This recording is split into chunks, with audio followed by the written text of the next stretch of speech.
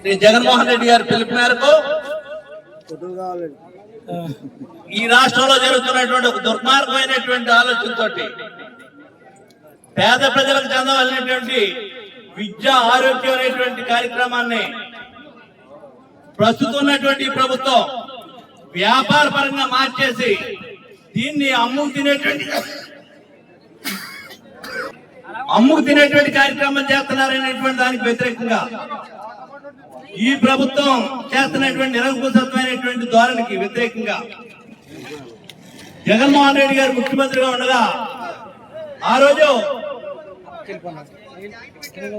2020-21లో Covid మహమ్మారికి భయంకరమైనటువంటి పరిస్థితులు వచ్చి లక్షలాది మంది చనిపోతే ఆ చనిపోయినటువంటి పరిస్థితి చూసి కోవిడ్ వచ్చినప్పుడు ఈ రాష్ట్రంలో ఉన్నటువంటి అనేక ప్రైవేట్ బిల్డింగ్లు, అదేవిధంగా స్కూల్స్, కాలేజీలు వీటన్నిటి నుండి కూడా విపరీతంగా హాస్పిటల్స్ కింద మార్చడం జరిగింది. అట్లా ఆ అనుభవంతో 2021-22లో ఒక ఆలోచన చేసి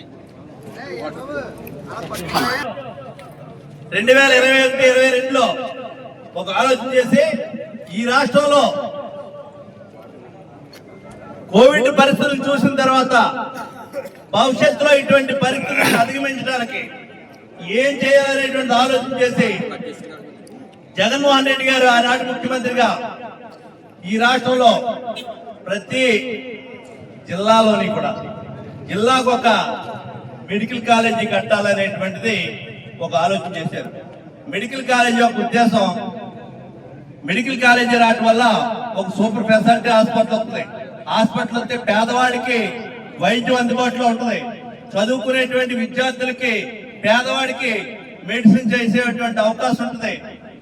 ఇప్పుడు మెడిసిన్ చదవాలన్నా, కార్పొరేట్ హాస్పిటల్ తీసుకెళ్లాలన్నా లక్షల రూపాయలు కట్టవలసినటువంటి పరిస్థితి ఉంది. పేదవాడికి అది సాధ్యమయ్యేటువంటి పరిస్థితి కాదు. ఇది విద్యా వైద్యం అనేటువంటిది ప్రభుత్వం యొక్క బాధ్యత.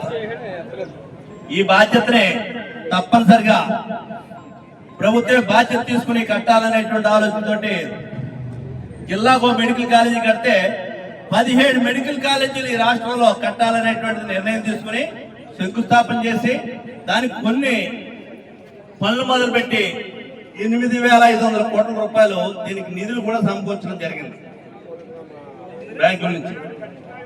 అయితే దురదృష్టంతో ప్రభుత్వం ఓడిపోయిన తర్వాత వచ్చినటువంటి ప్రభుత్వం దీన్ని నిర్వీర్యం చేయాలనేటువంటి ఆలోచనతో దీన్ని వ్యాపారంగా మార్చుకుని కోట్లు సంపాదించాలనేటువంటి ఆలోచనతో ఇది ప్రైవేట్ వాళ్ళకి ఇవ్వాలనేటువంటి ఆలోచన చేసి దానికి ఒక పేరు పెట్టి పీపీపీ మోడల్ అని పెట్టారు. ప్రభుత్వం, ప్రైవేట్ వాళ్ళు వీళ్ళందరూ కలిపి పీపీపీ మోడల్ అని పెట్టారు. పేరు ఏది పెట్టినప్పటికీ కూడా ఈ కాలేజీలన్నీ కూడా, ఈ రాష్ట్రంలో ఉన్నటువంటి ప్రభుత్వ కాలేజీలన్నీ కూడా ప్రైవేట్ వాళ్ళకి అప్పచెప్తే వాళ్ళు వ్యాపారం చేసుకుంటారు.